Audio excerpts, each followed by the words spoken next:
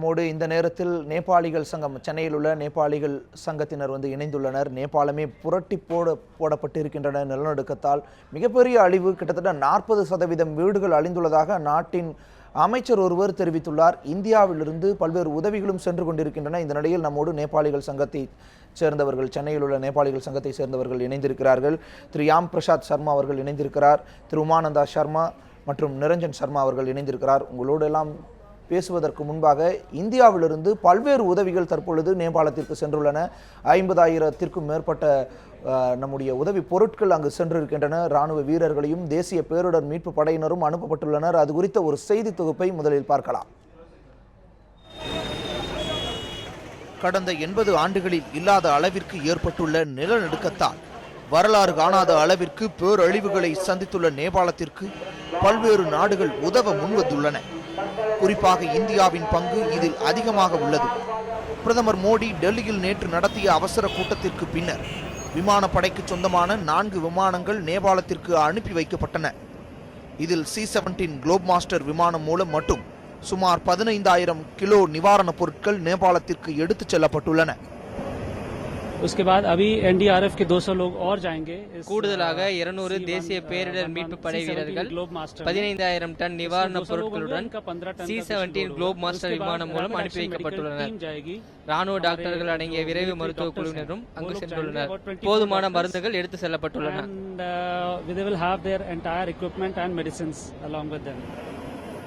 4 போர் விமானங்களிலும் மொத்தம் 50 டன் அளவிற்கு நிவாரணப் பொருட்கள் அனுப்பி வைக்கப்பட்டுள்ளதாக தகவல்கள் கூறுகின்றன.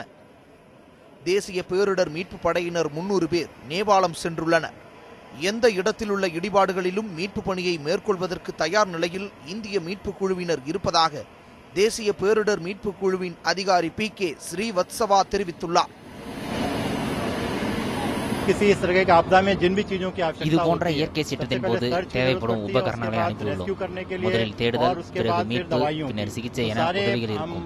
எந்த இடத்திலும் மீட்பு பணியை மேற்கொள்ள தயார் நிலையில் உள்ளோம். இடிபாடுகளிடையே சிக்கியுள்ளவர்களை மீட்பதற்காக 5 மோப்ப நாய்கள் நேபாளத்திற்கு அனுப்பப்பட்டுள்ளன. பாதிக்கப்பட்டுள்ளவர்களுக்கு சிகிச்சை அளிப்பதற்காக நடமாடும் மருத்துவமனை ஒன்றும் இந்தியா சார்பில் அனுப்பி வைக்கப்பட்டுள்ளது. இந்திய ரயில்வே துறை சார்பில் சுமார் 1 லட்சம் தண்ணீர் பாட்டில்கள் நேபாளத்திற்கு அனுப்பி வைக்கப்பட்டுள்ளன. செய்தி பிரிவு நியூஸ் 7 தமிழ். அந்த செய்தி தொகுப்பை பார்த்தோம். கிட்டத்தட்ட நேபாளத்தின் ஒரு 40% வீடுகள் இடிந்துள்ள நிலையில் இந்தியாவின் உதவிகள் அங்கு சென்று கொண்டிருக்கின்றன. இந்த நிலையில் இந்தியா நேபாளத்தில் எந்த இடத்திலிருந்து மையம் கொண்டு அந்த நிலநடுக்கம் தாக்கப்பட்டது என்பதை இந்த படம் விளக்குகின்றது.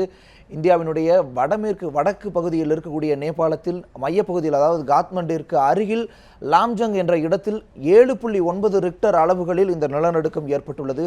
திரு நிரஞ்சன், கிட்டத்தட்ட ஒரு 60 லட்சம் நேபாளிகள் இந்தியாவில் இருக்கிறார்கள். இந்த நிலையில் அவர்களால் நேபாளத்தோடு தொடர்பு கொள்ள முடிகின்றதா? நேபாளத்தில் இருக்கும் அவர்களோடு, உறவினர்களோடு தொடர்பு கொள்ள முடிகின்றதா? அங்கிருந்து ஏதேனும் ஒரு அழைப்புகள் வந்துள்ளனவா?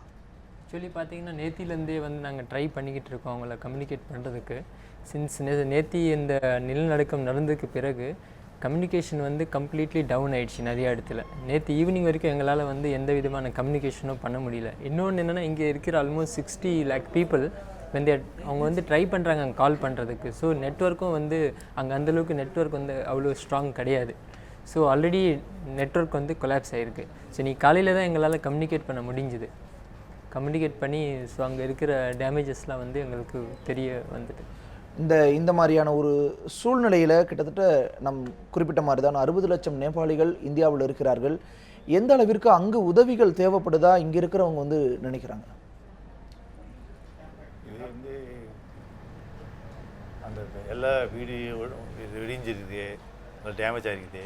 அதுக்கு இது இந்தியா கவர்மெண்ட்டு உதவி செஞ்சுருக்காங்க. அதுக்கு ரொம்ப நன்றி சொல்கிறோம். அதுக்கு மேலே ஒன்றும் இது நேபாளம் டெவலப் கண்ட்ரி. இது நாளைக்கு இதுக்கு நிறைய உதவி தேவைப்படும். நிச்சயமாக. இப்போ நேபாளத்தினுடைய நமக்கு தகவல் வந்த அளவிற்கு பார்க்கும் பொழுது தான் இந்த அளவிற்கான உயிரிழப்புகளும் காத்மாண்டுவில் இவ்வளவு சேதங்களும் இதை தாண்டி எந்த அளவிற்கு பாதிப்புகள் வந்திருக்கும்னு நினைக்கிறீங்க? ஏன்னால் நேபாளத்திற்கு வடக்கு பகுதியில் இருக்கக்கூடிய திபெத்திலும் அதற்கான அந்த ஒரு சரிவு ஏற்பட்டுள்ளது. அந்த நிலநடுக்கத்தின் தாக்கம் உணர்ந்துள்ளது. தெற்கில் இருக்கக்கூடிய இந்தியாவிலும் நிலநடுக்கத்தினுடைய அந்த அதிர்வலைகள் உணரப்பட்டுள்ளதுங்கும் போது நேபாளத்தில் இன்னும் எந்த அளவிற்கு தீவிரமான ஒரு பாதிப்பு இருக்கும்னு நினைக்கிறீங்க? இப்போ நீங்கள் நியூஸில் நிறைய ரியூட்டர்ஸ், பிபிசி எல்லா இடத்துல நீங்கள் பார்க்குறது எல்லாமே வந்து மெயின் சிட்டிஸ். லைக் வந்து எபி சென்டர் வந்து லம்சுங் வந்து from Kathmandu around 186 kilometre approximately. So main damages வந்து நீங்கள் பார்க்குறது வேலிஸ், பிளெயின்ஸில் நடக்கிறது. லைக் கட்மாண்டு, பக்தபூர், லலித்பூர், போக்ரா, இந்த மாதிரி சிட்டிஸில் இருக்கிறது மட்டும்தான் நியூஸில் நம்ம பார்த்துக்கிட்டு இருக்கோம். இப்போது நீங்கள் உள்ள ரிமோட் வில்லேஜஸ் பார்த்தீங்கன்னா எந்த விதமான கம்யூனிகேஷனும் கிடையாது. இப்போ எக்ஸாம்பிளுக்கு எங்கள் ஊர் எடுத்திங்கன்னா எங்கள் ஊருக்கு வந்து இன்னும் சைக்கிள் போகிறது கூட வசதி கிடையாது. கம்யூனிகேஷனும் டவுன். நாங்கள் நேற்றுலேருந்து இங்கே காலையில் கூட நாங்கள் ட்ரை பண்ணோம், ஃபோன் வந்து பண்ண முடியல எங்களால். ஸோ இந்த மாதிரி ஏரியாவில் இருக்கிற டேமேஜஸ்லாம் இன்னும் வெளியே வரல.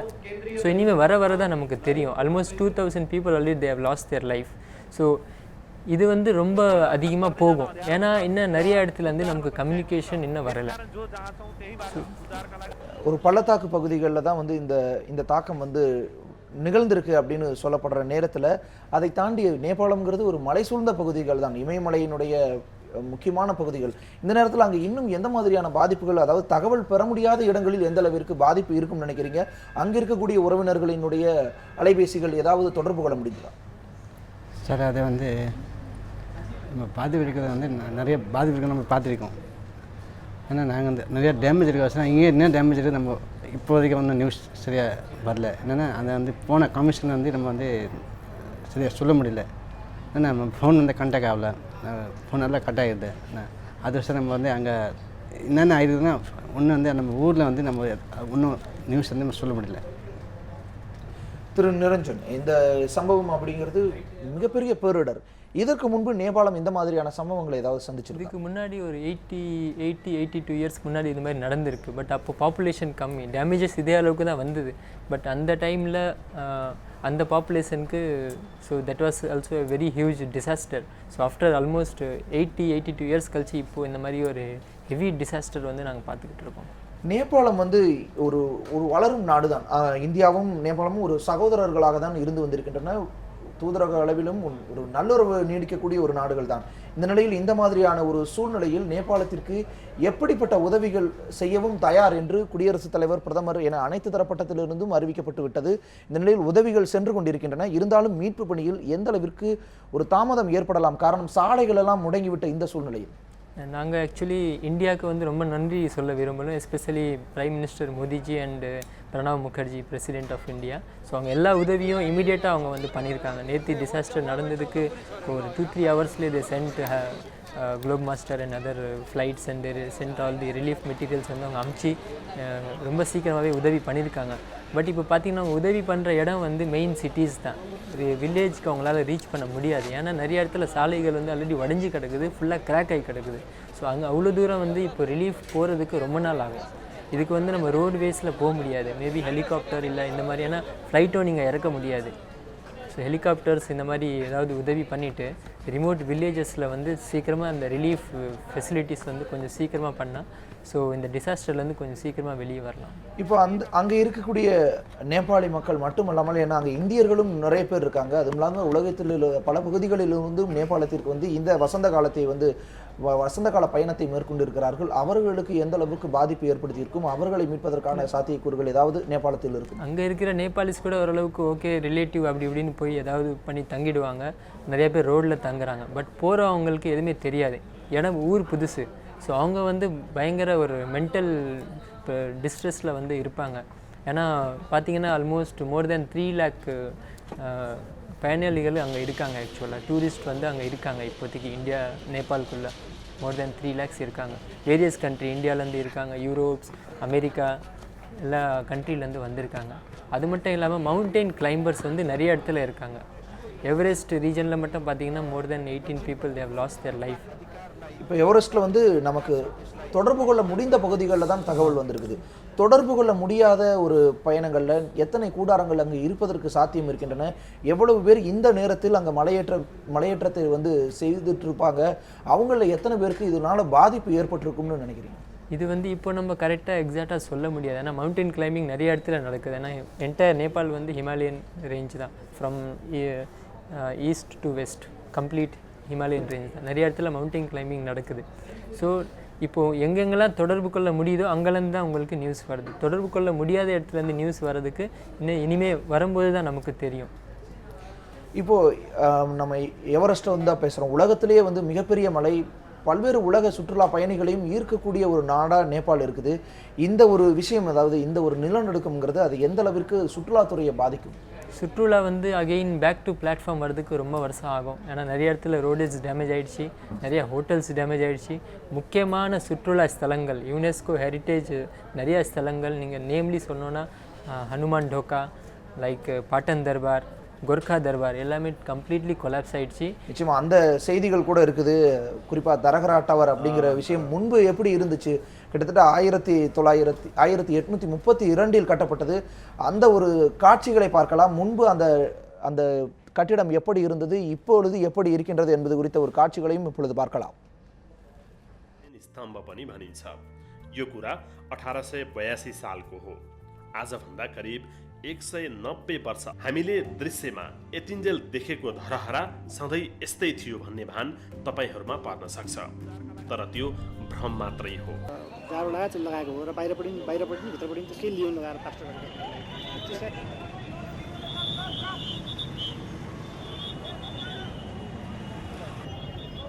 நேபாள தலைநகர் காத்மாண்டுவின் மைய பகுதியில் இந்த தரகரா டவர் அப்படிங்கிறது அமைஞ்சிருக்குது. இந்த பகுதியில் இருந்த பழமையான புராதன சின்னமான இந்த தரகரா டவர் என்ற கோபுரம் நேற்று ஏற்பட்ட நிலநடுக்கத்தில் இடிந்து விழுந்து தரைமட்டமாக இருக்குது. இந்த பிரம்மாண்ட கட்டிடங்களில் இருந்து மட்டும் கிட்டத்தட்ட 180 உடல்கள் நேற்று மீட்கப்பட்டுள்ளன. இந்த கோபுரம் 1832 அப்போதைய நேபாள பிரதமர் பீம்சேன் தபா என்பவரால் கட்டப்பட்டுள்ளது. நேபாள ராணி லலித் திரிபுரா சுந்தரியின் உத்தரவின்படி இந்த கோபுரம் கட்டப்பட்டுள்ளது. 203 அடி உயரத்தில் 9 மாடிகளை உடைய இந்த கோபுரத்தின் 8வது மாடியில் பார்வையாளர் மாடம் இருந்துள்ளது. இதிலிருந்து காத்மாண்டுவின் அழகை ரசிக்கலாம். அழகிய கட்டிடக்கலையின் பெருமைக்காக இந்த கோபுரம் யுனெஸ்கோவால் உலக புராதன சின்னங்களில் ஒன்றாக அங்கீகரிக்கப்பட்டிருப்பதும் குறிப்பிடத்தக்கது.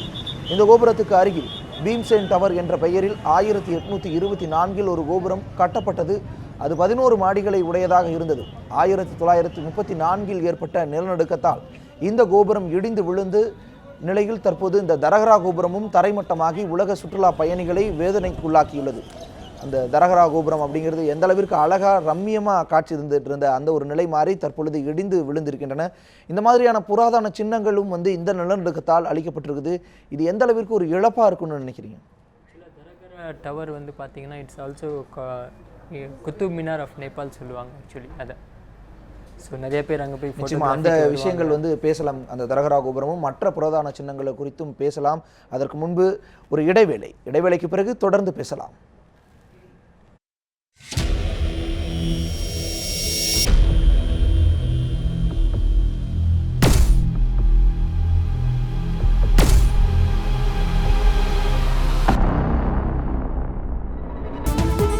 நியூஸ் 7 தமிழ், பொறுப்பும் பொது நலமும்.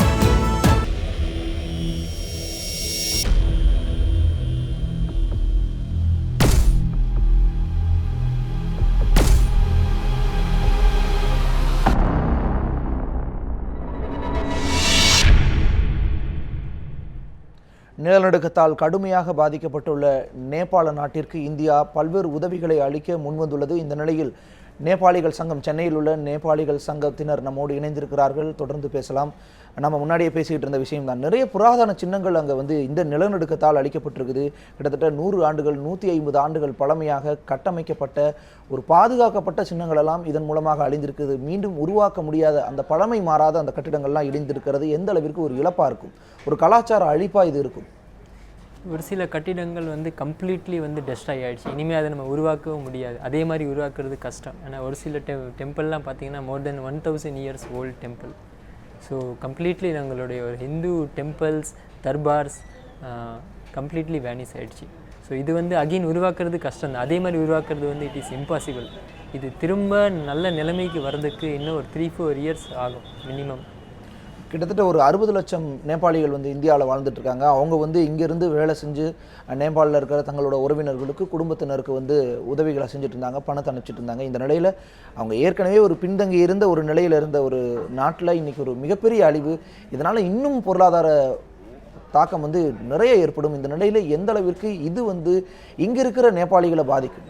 இங்கே இருக்கிற நேபாளிகள் பார்த்தீங்கன்னா மெயினாக அவங்க இந்த டைமில் வந்து நிறையா பேர் அங்கே பாதிக்கப்பட்டிருக்காங்க. அவங்கள மீட் பண்ண போகணுன்னா கூட எங்களுக்கு ட்ரெயின் வந்து கிடையாது. ஆக்சுவலி எங்களுக்கு ஒரு ட்ரெயின் தான் இருக்குது இங்கேருந்து, டைரக்ட் ட்ரெயின் கிடையாது.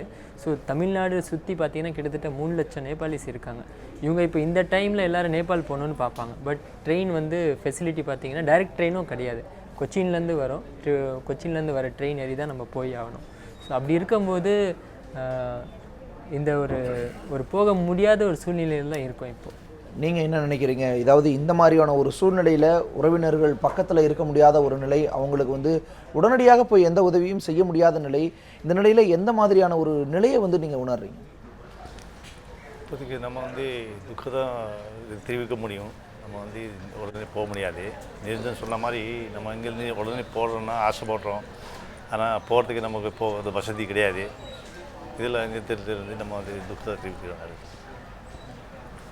நிச்சயமாக இந்த மாதிரியான நேரத்தில் ஒரு நிதி திரட்டுதல் அப்படிங்கிறது ரொம்ப முக்கியமான விஷயமா இருக்குது. இந்த நிலையில் நேபாளிகள் சங்கத்தினர் நீங்கள் வந்து எந்த மாதிரியான முயற்சிகள் ஏதாவது ஈடுபட்டுருக்கீங்க? நாங்கள் ஆல்ரெடி அந்த முயற்சியில் இருக்கோம். இன்றைக்கி ஆக்சுவலாக எங்களுக்கு ஒரு மீட்டிங் இருக்குது இன்றைக்கி. ஸோ நாங்கள் இதுக்கு அடுத்த ஸ்டெப் நாங்கள் என்ன பண்ணுறது, என்ன பிளான் பண்ணுறது, எப்படி வந்து நிதி திரட்டி எப்படி பாதிக்கப்பட்ட மக்கள்களுக்கு எப்படி போய் கொண்டு சேர்க்குறது என்றது இன்றைக்கி டிஸ்கஸ் பண்ணிவிட்டு ஸோ அது இனிமேல் ப்ரொசீட் பண்ண போகிறோம். எந்த அளவிற்கு வந்து அங்கே ஏற்கனவே அரசியல் ஒரு நிலையற்ற தன்மை தான் இருந்துச்சு, அடிக்கடி ஆட்சி மாற்றம் ஏற்பட்டு கொண்டு அரசியல் குழப்பம் இருந்து கொண்டு இருந்துச்சு. இந்த நிலையில் இப்படியான ஒரு இயற்கை பேரிடரும் ஏற்பட்டிருக்குது. இது எந்த அளவிற்கு அந்த நாட்டை மேலும் வந்து பாதிப்படைய செய்யணும்னு நினைக்கிறீங்க? ஏன்னா நீங்கள் அந்த நாட்டினுடைய குடிமகனாக இந்த விஷயத்தை நீங்கள் எப்படி பார்க்குறீங்க? அந்த நாட்டை வந்து இன்னும் சீரமைக்க எவ்வளவு தூரம் வந்து பயணிக்க வேண்டியதாக இருக்கும்னு நினைக்கிறீங்க? அரசோட இந்த நம்மளுடைய ஃப்ரெண்ட்லி கண்ட்ரீஸ் வந்து நிறைய உதவி பண்ணியாகணும். மக்களும் வந்து நேபாள மக்கள் அவங்களுடைய செல்ஃப் இதெல்லாம் வந்து நான் முன்னுக்கு வந்து ஆகணும். நாளைக்கு அரசை டிபெண்ட் பண்ணி ஒன்றுமே பண்ண முடியாது. ஏன்னா it's a huge disaster. Government வந்து ஒன்றும் பண்ண முடியாது. We have to do everything. நம்ம தான் பண்ணி ஆகணும். மக்கள் எல்லாரும் ஒன்று சேர்ந்து கண்ட்ரியை வந்து இந்த டிசாஸ்டர்லேருந்து வெளியே கொண்டு வரணும். Government only they can do the manage தான் பண்ண முடியும் அவங்களால. So friendly country already relief ஒர்க்கில் நிறைய ஹெல்ப் பண்ணிக்கிட்டு இருக்காங்க. இந்தியா இருக்கட்டும், China they have now come up, Israel வந்துக்கிட்டு இருக்காங்க, யூஎஸ்லேருந்து நிறையா ரிலீஃப் எய்ட்ஸ் வந்துக்கிட்டு இருக்குது.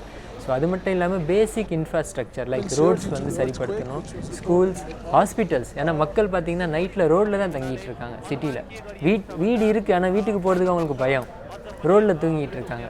ஸோ அந்த ஒரு மென்டல் ஸ்ட்ரெஸ்லேருந்து வெளியே வந்து இன்னொன்று என்னென்னா ஆஃப்டர் ஷாக்ஸ் வந்து வந்துகிட்டே இருக்குது. இப்போது கொஞ்ச நேரம் முன்னாடி கூட ஒரு 8 ஆஃப்டர் ஷாக் வந்திருக்கு. அப்படி இருக்கும்போது வீட்டுக்கு போக முடியாது, ஒரு பயமான நிலை. இந்த நிலையில் அங்கே இருக்கவங்களையும் தாண்டி நம்ம இங்கே ஒரு 60 லட்சம் பேர் இருக்கும், கிட்டத்தட்ட சென்னை தமிழகத்தை சுற்றி ஒரு 3 லட்சம் நேபாளிகள் இருக்கும். இந்த நிலையில் நம்முடைய உறவினர்கள் அங்கே வந்து சாலைகளில் இருக்காங்க, வீட்டுக்குள்ளார வந்து போகிறதுக்கே வந்து ஒரு பயந்து போன ஒரு நிலையில் இருக்காங்க. இது எந்த அளவிற்கு இங்கே இருக்கிற ஒரு நேபாளிகளை வந்து மனதளவில் வந்து பலவீனப்படுத்துகிறதா இருக்கும்? இப்போ பார்த்தீங்கன்னா அங்கே இருக்கிற மக்கள் ஆல்ரெடி ரோட்டில் இருக்காங்க. இப்போ அவசரமாக போகணுன்னா போக முடியாது. போனாலும் நம்ம அங்கே போய் சேருவோன்னு நிச்சயம் கிடையாது. ஏன்னா நிறைய இடத்துல ரோட் டேமேஜ் ஆகி கிடக்குது. ஸோ நம்ம போயிட்டு இருக்கிறது ட்ரெயின் ஃபெசிலிட்டி தான். இங்கே இருக்கிற நேபாளிஸ் வந்து ரொம்ப பணக்காரங்க கிடையாது ஃப்ளைட்டில் போகிறதுக்கும். இந்த நேரத்தில் போகிற ஃப்ளைட்டும் வந்து ஃபுல்லி பேக்டு. ஸோ நிறையா பேர் புக்கிங்கில் இருப்பாங்க. ஸோ அப்படி இருக்கும்போது அங்கே இருக்கிறவங்களோட நிறையா பேரோட சிச்சுவேஷன் என்னன்றது எங்களுக்கு இன்னும் தெரியாது. நிறையா ரிலேட்டிவ் வந்து எப்படி இருக்காங்கன்னு எங்களுக்கு இது வரைக்கும் வந்து தகவலே கிடையாது. ஃபோன் பண்ணுறதுக்கும் ரொம்ப ட்ரை பண்ணிட்டு ஃபோனும் போகலை. ஈவன் ஏர்டெல்லேருந்து ஃபார் 48 ஹவர்ஸ்க்கு வந்து they have made free calls. Airtel to Nepal நமக்கு வந்து அறிவிச்சிருக்காங்க 3 நாட்களுக்கு வந்து அது ஒரு லோக்கல் கால் மாதிரி தான் வந்து கருதப்படும் அப்படிங்கிற விஷயம். என்னன்னா கால் வந்து நீங்கள் ட்ரை பண்ணாலும் fully jam, network is totally jam. நாங்கள் நேற்றுலேருந்தே ட்ரை பண்ணிக்கிட்டு இருக்கோம், பட் டோட்டலி ஜாம். நாங்கள் ஒரு 10 வாட்டி ட்ரை பண்ணால் ஒரு வாட்டி ரிங் போனால் பெரிய விஷயம்.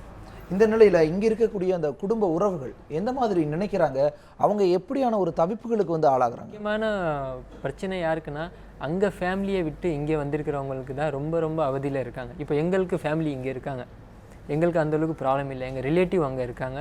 ஒரு அளவுக்கு ஒரு சில பேர்கிட்ட இருந்து எங்களுக்கு தகவல் வந்துடுச்சு. ஒரு சில பேர்கிட்டேருந்து இன்னும் தகவல் இல்லை. ஸோ பட் ஃபேமிலி அங்கே விட்டு இங்கே வந்தவங்க தகவல் கிடைக்காமல் இருக்கிறவங்களுக்கு ரொம்ப ரொம்ப வந்து பார்த்திங்கன்னா மென்டல் ஒரு ஸ்ட்ரெஸ்ஸில் இருப்பாங்க. ஸோ அதுக்கு ஃபர்ஸ்ட் ஆஃப் ஆல் அங்கே இருக்கிற கம்யூனிகேஷன், டெலிகம்யூனிகேஷன் ஃபஸ்ட்டு வந்து நம்ம ஸ்டடி ஸ்டேட்க்கு கொண்டு வந்தால் தான் நெக்ஸ்ட் லெவலில். இப்போ அங்குள்ள உறவுகளை வந்து தொடர்பு கொள்றதுக்கு இந்திய அரசு எந்த மாதிரியான உதவிகளை தொடர்பு கொள்வதற்கு அளிக்கணும் அப்படின்னு நினைக்கிறீங்க? ஆல்ரெடி இந்தியாவில் வந்து already ministry of external affair வந்து கால் சென்டர் ஒன்று ஆல்ரெடி அரேஞ்ச் பண்ணியிருக்காங்க. ஸோ நம்பர்ஸும் கொடுத்துருக்குறாங்க. ஈவன் நேபாளில் இருக்கிற இந்தியன் எம்பசி தேவ் ஆல்சோ அவங்க ஒரு நம்பர் கொடுத்துட்டு இங்கே இருக்கிற தகவல் வந்து அங்கே நம்ம வந்து ஷேர் பண்ணிக்கலாம். அங்கே இருக்கிற தகவல் அங்கே இருக்கிறவங்க இங்கே ஏதாவது மெசேஜ் ஷேர் பண்ணால் கூட அந்த கால் சென்டரில் கால் பண்ணிவிட்டு அவங்க இந்த மெசேஜை வந்து ஷேர் பண்ணிக்கலாம். இப்போ 2 நாடுகள்லையுமே வந்து மக்கள் கலந்துருக்காங்க. நேபாளத்தில் வந்து இந்தியர்கள் சுற்றுலாவுக்காகவும் ஆன்மீக சுற்றுலாவுக்காகவும் சென்ற மக்கள் இருக்காங்க. அதே மாதிரி அங்கேருந்து இங்கே வேலைக்காக வந்தவங்களும் இருக்காங்க. இப்படியான ஒரு பாதிப்பு அப்படிங்கிறது இருநாட்டு பொருளாதார அளவில் வந்து ரொம்ப பெரிய ஒரு மாற்றத்தை ஏற்படுத்தும். இது இங்கே வேலை செய்கிறவங்கள எந்த அளவிற்கு ஒரு தாக்கத்திற்கு வந்து உள்ளாக்கணும்னு நினைக்கிறீங்க? வேலை செய்கிறவங்க பார்த்தீங்கன்னா இங்கே சம்பாதிக்கிறதே ரொம்ப கம்மி தான். எல்லா பார்த்தீங்கன்னா ரொம்ப மினிமம் ஜாப் தான் செய்கிறாங்க. செக்யூரிட்டி கார்டாக இருக்காங்க, ஹோட்டலில் க்ளீனிங் ஒர்க் பண்ணுறாங்க, ஃபுட் சர்விங் பண்ணுற ஒர்க் பண்ணுறாங்க, ஹவுஸில் வந்து இன்ஹவுஸ் ஒரு வீட்டிலே இருந்து வீட்டுக்கான சர்வெண்ட் ஒர்க்லாம் பண்ணிக்கிட்டு இருக்காங்க. அவங்க சம்பாதிக்கிறதே ரொம்ப கம்மி. இந்த நேரத்தில் பார்த்தீங்கன்னா அங்கே இருக்கிற டிசாஸ்டரை வந்து அதுலேருந்து ஓவர் கம் ஆகிறதுக்கு இவங்க சம்பாதிக்கிற பணம் வந்து கொஞ்சம் கூட பத்தாது. நிறைய பேரோட வீடு வந்து டோட்டலி அனுப்பின பணத்தை தாண்டி இன்னும் கூடுதலாக அனுப்பக்கூடிய ஒரு சூழ்நிலை. இவங்க அனுப்புகிற 5000 ரூபா வச்சு என்ன பண்ண முடியும்? ஒன்றுமே பண்ண முடியாது. 5000 ரூபா 10000 ரூபா இங்கே மேக்ஸிமம் ஒரு வருஷத்தில் 1 லட்ச ரூபா சம்பாதிச்சாலும் நீங்கள் ஒரு வீடு கூட வந்து ப்ராப்பராக கட்ட முடியாது. நேபாளத்தோட விலைவாசி அடிப்படையில் இங்கிருந்து அனுப்பக்கூடிய பணம் அங்கே இருக்கிறவங்களுக்கு பெரிய அளவில் வந்து உதவாமல் போக வேண்டும். கண்டிப்பாக இப்படியான ஒரு சூழ்நிலை இருக்குது. இங்கே இருக்கிற மக்கள் வந்து இப்படியான ஒரு பரிதாபத்திற்கு உள்ளாக ஒரு நிலையில் அங்கே இருக்கவங்களும் வந்து பல்வேறு சிக்கல்களுக்கு வந்து ஆளாயிருப்பாங்க. அவங்களும் வந்து இங்கே இருக்கிற உறவினர்கள் என்ன ஆனாங்களோ, ஏன்னா நாம் இப்போ வந்து சாலைகள் இருக்குங்கிற மாதிரியான பல்வேறு ஒரு பதற்றம் வந்து 2 சைட்லேயும் இருக்கும். ஆனால் அங்கேருந்தே எங்களை கம்யூனிகேட் பண்ணுறதுக்கு வந்து வசதி கிடையாது. அவங்களுக்கு ஏதாவது குறைபாடு இருக்கலாம், அது சொல்கிறது கூட வந்து அவங்களால கம்யூனிகேட் பண்ண முடியாது. ஸோ மெயின் வந்து கம்யூனிகேஷனால் ஆக்சுவலி நிறைய பதற்றம். அவங்க நல்லா இருந்தாலும் எங்களுக்கு ஒரு பயம், எப்படி இருக்காங்களோன்னு ஒரு பயம். நிச்சயமாக எங்களோடு இணைந்து உங்களுடைய கருத்துக்களை பரிமாறிக்கொண்டதற்கு நன்றி. ஒரு மிகுந்த வருத்தமான ஒரு சூழ்நிலையில் தான் வந்து நம்மளுடைய இந்த சந்திப்பு நிகழ்ந்திருக்கின்றது. இந்த அளவிலே இந்த வெளிச்சம் நிகழ்ச்சி நிறைவுறுகிறது. வணக்கம்.